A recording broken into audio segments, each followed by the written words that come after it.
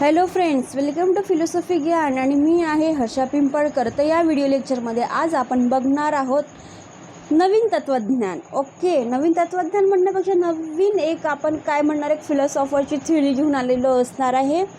तर ते असणार आहे आज आपले हिरॅक्लिटस. ओके, हिरॅक्लिटसचा सिद्धांत तुम्हाला माहिती असेल नसेल हे मला माहिती नाही, पण तुम्हाला आज या व्हिडिओमध्ये पूर्ण त्यांची पार्श्वभूमी हे सगळी सविस्तरपणे मी या व्हिडिओमध्ये पूर्णच्या पूर्ण इथे कळणार असणार आहे. त्याच्यानंतरचा अजून एक व्हिडिओ असणार आहे, म्हणजे 2 व्हिडिओ हिरॅक्लिटसचे येणार आहे, ज्या प्रकारे पायथागोरसचे आलेले होते.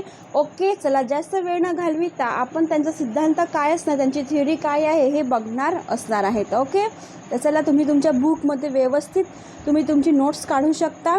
आता हे काय आहे, हिरॅक्लिटसचे पिक्चर आहे. आता बघा, मला जे सापडले आहे ते हेच आहे हिरॅक्लिटस. त्यांचे नाव वगैरे बरोबर तिथे लिहिलेलं होतं आणि तुम्हाला तुमच्या लक्षात आलं पाहिजे का हिरॅक्लिटसचे आपण त्यांचा सिद्धांत शिकत आहोत ते कसे दिसत होते. मी सगळंच याच्यामध्ये त्यांचे पिक्चरायझेशन केलेलं असणार आहे. पायथागोरसचं पण सांगितलेलं होतं पिक्चरायझेशन करून, हिरॅक्लिटसचं पण सांगितलेलं आहे. थेलिस, ॲनेक्झिमेंडर, ॲनेक्झिमेनिस यांचे पण तुम्हाला पिक्चरायझेशन करून दाखवलेले असणार आहे. तर आज आपण जे बघणार आहोत, ज्यांची थ्योरी बघणार आहोत, ते महान तत्त्वज्ञानी जे कोण आहे, हिरॅक्लिटस. ओके, चला आता बघा, हिरॅक्लिटस म्हटलं तर ते आपण म्हणणार नाही, कारण आपण त्यांच्यापेक्षा लहान आहोत. ठीक आहे, त्यांचे जे विचार आहे हे शिरोफेनिसनंतर होऊन गेलेले आहे म्हणतात. ठीक आहे, पार्मेनायडिसचा समकालीन ते होते, म्हणजे पार्मेनायडिसचे ते सगळेच कायचे सम याच्यामध्येच असल्या कारणाने एकमेकांचे समकालीन म्हटले जाते. झिनोपेक्षा ते वयाने मोठे होते. इतिहासात हिरॅक्लिटसचा इलियांटिक्सचा समकालीन होते. आशिया मायनरमधील एफेससचा ते रहिवासी पण होते. त्यांचा जन्म राजघराण्यात झालेला होता. त्यांचा राजपदही मिळणार होते, परंतु त्यांचा त्याग करून त्याने आपल्या भावाला दिले. बघा किती मोठे हिरॅक्लिटसचं मन आहे की ते राजघराण्यातले असून त्यांचे जे पद मिळणार होतं पण त्यांनी त्याला नकार दिला आणि त्याचे ते पद त्यांच्या भावांना दिलेलं असणार आहे.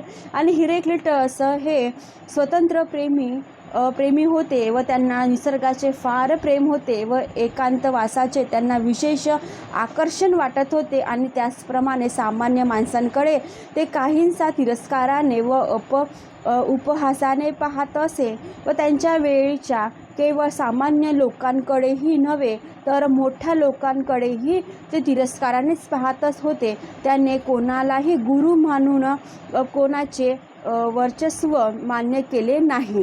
म्हणजे यांचं जे पार्श्वभूमी येतं इथे आपल्याला काय शिकायला मिळणार आहे, एक तर ते काय करत आहे, राजघराण्यातले होते. ओके, राजघराण्यातले असून त्यांना पद मिळणार होतं पण त्यांनी काय दिलं, आपल्या भावाला दिलं. स्वतंत्रप्रेमी होते, आकर्षक व्यक्तिमत्व होतं, तर त्यांनी काय केलं, सामान्य जे जनरल लोक त्यांना तिरस्काराने पाहत होते, त्यांनाच पाहत नव्हते, तर मोठ्या लोकांना पण ते तिरस्काराने पाहत होते. त्यांचं इथे कोणी गुरु होतं का, नाही, म्हणजे त्यांनी कोणाला गुरु म्हटलेलं नव्हतं, म्हणून ते स्वतंत्रप्रेमी होते. म्हणून त्यांचा जो सिद्धांत आहे आजही आपल्याला इथे अनुभवायला मिळतात, आजही आपण त्याला खरं मानत असतो. ओके, एवढं आपण याच्यामध्ये शिकलेलं आहोत. तर आता बघणार आहोत त्यांना स्वतःविषयी अतिशय अभिमान वाटत होता आणि असलाच पाहिजे. आपल्या स्वतःवरती जोपर्यंत आपण अभिमान करणार नाही तोपर्यंत आपल्याही समोर काही होणार नाही.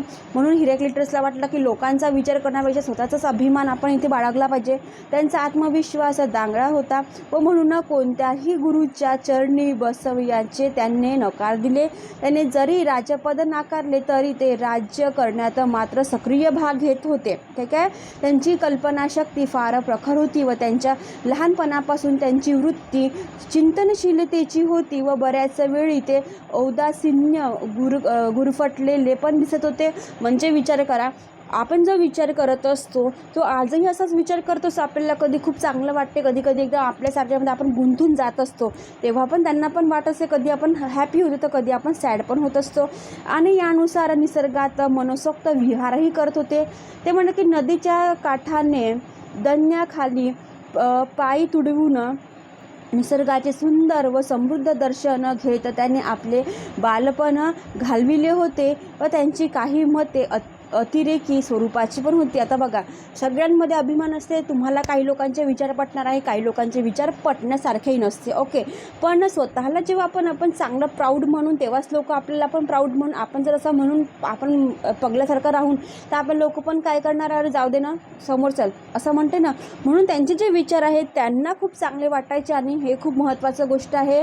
होमरला बाहेर काढून फटके मारायला पाहिजे होते असे त्यांचे मत होते. आता हे कोणतं आहे काय माहीत नाही, पण पार्श्वभूमीमध्ये आपण हे लिहायची गरज नाही आहे, फक्त आपण हिरेक्लिटसच लिहायचं आहे. तरी मी हे सगळं गीते घेऊन आलेली असणार आहे. त्याचप्रमाणे हेसी ऑर्डरवरील तो प्रखर टीका करीत असे. सामान्य बुद्धीच्या लोकांकडे ते फार उत्सुक व तुच्छतेच्या दृष्टीने पाहत असे व त्यांची काही वचने तिखट न धारदार आहेत. म्हणजे बघा, ते स्वतःला खूप प्राऊड मानत होते, अभिमानी होते, तर त्यांचे बाकीच्यांचे जे विचार त्यांना पटत नव्हते आणि म्हणूनच त्यांचं जे आहे बोलण्याची भाषा ही तिखट होती. आपण म्हणतो ना, हा खूपच वेगळाच विचार बोलत असते, त्याला कोणाचीच काही पडलेली नाही आहे. त्याचप्रकारे उदाहरणार्थ, गाढवे सोन्यापेक्षा गवतच अधिक पसंत करतात, कुत्री ज्यांना ओळखतही नाही. आता बघा ना, गाढवे सोन्यापेक्षा गवत. आता बघ, गाढवांना सोनं खायला दिलं, आता सोनं तर तसं महागच आहे, आपणच घालू शकत नाही. तर गाढवं सोनं खातात, हे त्यांची फक्त एक लँग्वेज आहे, त्यांचीवाली बोलायची एक भाषा झाली, उदाहरण दिलेलं आहे, तर ते खाऊ शकतच नाही. मग कुत्रे त्यांना ओळखत नाहीत, बरोबर आहे की नाही.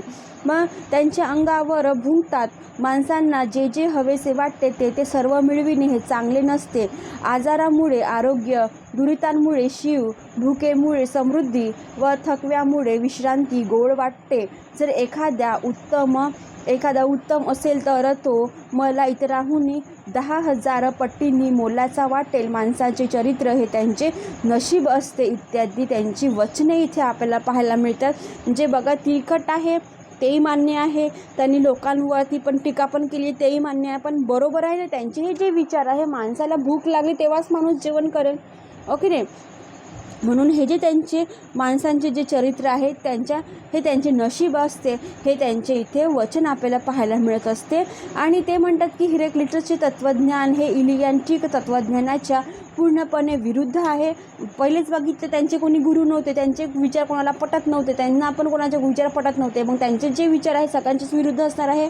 इलियॅन्टिक तत्त्वज्ञानाप्रमाणे फक्त अविकारी व अपरिवर्तनशील सत्ता असते व जे जे बदलणारे असते त्याला अस्तित्व नसते. सर्व बदल, सर्व संभव हे मिथ्या किंवा आभास रूप असते. हिरेक्लिटसच्या मते या उलट जे जे बदलणारे परिवर्तनशील व विकारी असते, फक्त तेच इथे काय असणार आहे, सत्य असणार आहे. म्हणजे परिवर्तनाचा सिद्धांत कोणी म्हटलेला आहे, इथे हिरेक्लिटसनी बतलेला असणार आहे ना आहेत. जे अविकारी, नित्य, शाश्वत असते ते भासरूप व मिथ्या इथे आपल्याला पाहायला मिळते. जगातील प्रत्येक वस्तू बदलते व त्यांच्यात रूपांतरण होऊन तिचे दुसरे रूप प्राप्त होते. काहीही स्थिर टिकून राहत नाही किंवा होते तसेच ते राहत नाहीत. लक्षात ठेवा, इथे मी का बरं लाईन केलेलं आहे, रेड केलेलं आहे, होते तसेच राहत नाही, एवढं लक्षात ठेवायचं. आपण पायथागोरसनी पण सांगितलेलं होतं, ठीक आहे. हिरेक्लिटसना पण सांगितलेले की काय आहे, परिवर्तन आणि विकार हा त्यांचा सिद्धांत आहे. कुठलीही गोष्ट कधी पण काहीही स्थिर व टिकाऊ राहू शकत नाही. तुम्हाला पण माहिती आहे, जर तुम्ही एखाद्या दिवा घेतला असेल, त्याच्यामध्ये ज्योत लावलेली असेल, तर ती पण काही वेळाने काय असते, कमी कमी होत जाते, त्याच्यात तेलही कमी कमी होत जाते. तर तुम्ही म्हणूनच त्यांनी परिवर्तन हा काय सृष्टीचा नियम आहे हे त्यांनी इथे सांगितलेलं असणार आहे. आणि सगळ्यात महत्त्वाचं त्यांचं एक वाक्य होतं की आपण वाहत्या नदीच्या त्याच पाण्यात दोनदा पाऊल ठेवू शकत नाही. आता बघा, तुम्ही एका नदीकाठी गेली असेल, नदी कशी असते, वाहती असते, हो ना, वाहती असते. तर तुम्ही जर इथे आपलं पाऊल धुतलं असेल तर तेच पाणी तुम्हाला तेव्हा पण मिळेल का, नाही.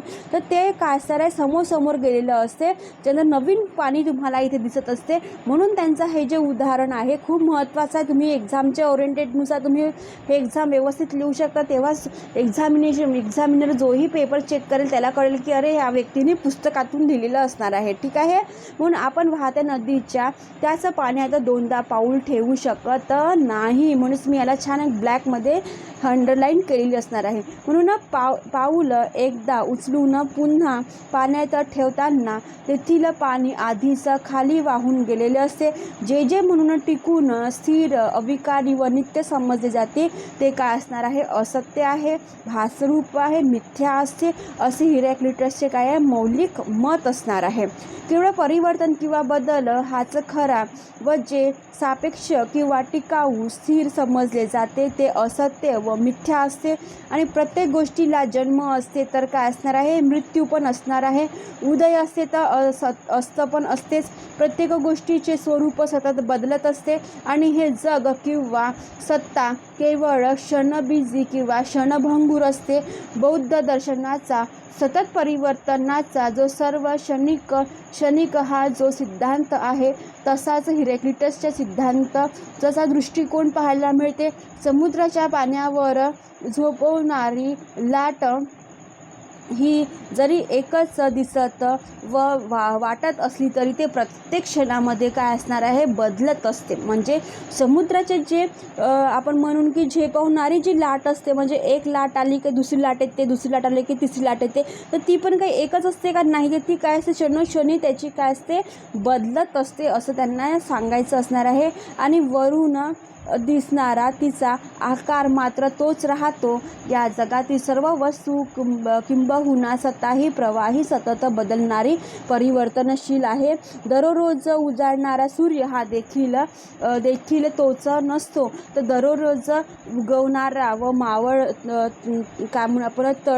तडपणारा सूर्य हा प्रतिदिनी प्रतिक्षणी वेगळाच भासत असतो आणि तो सतत जळत असतो. व समुद्राच्या पाण्याने तयार होणारी ही जी नवीन वाफ सतत त्यामध्ये काय असते? सतत त्यात येत असते. म्हणजे समुद्राच्या लाटामध्ये एक लाट आली की दुसरी लाट असते, त्याचा आकार वेगळा असेल, त्याची रूपरेषा वेगळी असेल, पण एक लाटानंतर दुसरीच लाट इथे येणार आहे. रोज सूर्य जो येतो त्याच्यामध्ये पण काही ना काही परिवर्तन होणार आहे. समुद्राच्या पाण्यामध्ये जे नवीन वाफही तयार होते तेही काय असणार आहे? नवीनच येणार, त्याच्यातही परिवर्तन इथे आपल्याला पाहायला मिळणार आहे. म्हणूनच इथे बघा ही जी नदी आहे ही कशीच करत आहे? एक बरोबर चालत आहे. झरण्याचं पाणी पण कसं आहे? खाली पडत आहे. तेच पाणी वरती जात आहे का? नाही, तर हे पाणी कसे आहे? बाहेर जात आहे. आणि त्यानुसार ते म्हणतात की हे पण काय आहे? परिवर्तनाचा सिद्धांत असणार आहे. म्हणूनच ते म्हणतात की हे जे नदीचं पाणी पण आहे, समुद्राचं पाणी पण आहे, हे मध्ये काय असणार आहे? बदल इथे पाहायला मिळत असणार आहेत. ठीक आहे.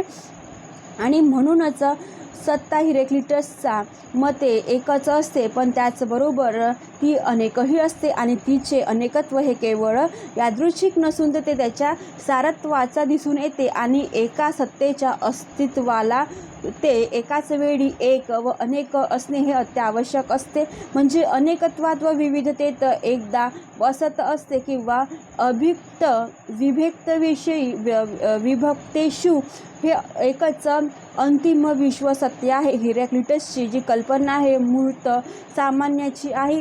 अनेकात वसणारे एक किंवा भेदात बसणारा अभेद अशी आहे. अनेक हे कदाचित अभिव्यक्ती आहे तर अनेकात वसणारे हे काय आहे? एकही आहे. तरी काय? तर हिरॅक्लिटस व नंतर स्टोइक्स यांच्या मते सर्व गोष्टींचे सार काय असणार आहे? अग्नी असणार आहे. याचा परिवर्तनाचा सिद्धांत बघितला, त्याच्यानंतर त्यांनी अग्नीचा सिद्धांत सांगितलेला आहे, फायरचा सिद्धांत सांगितलेला आहे, पुष्पा मूवीमध्ये सांगितलेलं आहे फायर. ओके, तुम्ही त्याच लक्षात ठेवाच. अग्नी त्याची ही जी कल्पना आहे काहींशी जुन्या आयोनियन तत्त्वज्ञानाच्या संकल्पनेशी तुम्हाला जुळलेली दिसणार आहे. हे थेलिसने कोणती मूलतत्व मांडलेलं होतं? जल. म्हणजे त्यांचं पण तेच एक विचार होतं की मी एकच तत्त्वाची गोष्ट करणार आहे, ते आहे अग्नी. मग तेच तिथे सांगितलेलं थेलिस अंतिम सत्ता कोणाला म्हणतात? आपला काय म्हणतात? जल. ॲनेक्झिमेनिसने काय सांगितलेलं आहे? वायू सांगितलेला आहे. अशाच प्रकारे आपल्या हिरॅक्लिटसने काय सांगितलेलं आहे? अग्नी सांगितलेलं आहे, अंतिम तत्व. आणि यामध्ये आपण काय बघणार आहोत हे एकदाच अजून रिकॅप करून बघूया. हिरॅक्लिटस आलेले आहे. ठीक आहे. का बरं त्यांचे मत कोणाला मान्य नव्हते, का बरं त्यांनी आपल्या भावांना राज्य दिलेलं असणार आहे. यामध्ये त्यांनी आपले विचार व्यक्त केलेले आहे आणि त्याच्यानंतर त्यामध्ये परिवर्तनाचा सिद्धांत का बरं असते, की कुठलीही गोष्ट ही स्थिर राहत नाही, टिकून राहत नाही, त्यामध्ये बदल होत असते असं सांगितलेलं आहे. म्हणून ते म्हणतात की आपण वाहत्या नदीच्या पाण्यात जे आहे दोनदा पाऊल ठेवू शकत नाही, कारण एकदा पाऊल ठेवल्याच्या नंतर जे पाणी आहे ते समोर वाहत राहते. म्हणून परिवर्तन हा काय सृष्टीचा नियम आहे. जन्म असेल तर मृत्यू पण इथे आपल्याला पाहायला मिळत असणार आहे. आणि म्हणूनच हा व्हिडिओ इथे फर्स्टवाला इथे संपलेला असणार आहे. सेकंड व्हिडिओ मी लवकरात लवकर तुमच्यापर्यंत पोचविण्याचा प्रयत्न करणार आहे. व्हिडिओला लाईक करा, शेअर करा आणि सबस्क्राईब करायला विसरू नका. आणि हो, प्रॉपर मायनर तुम्ही बरोबर आपल्या बुकमध्ये याची नोट्स काढून ठेवा. ओके.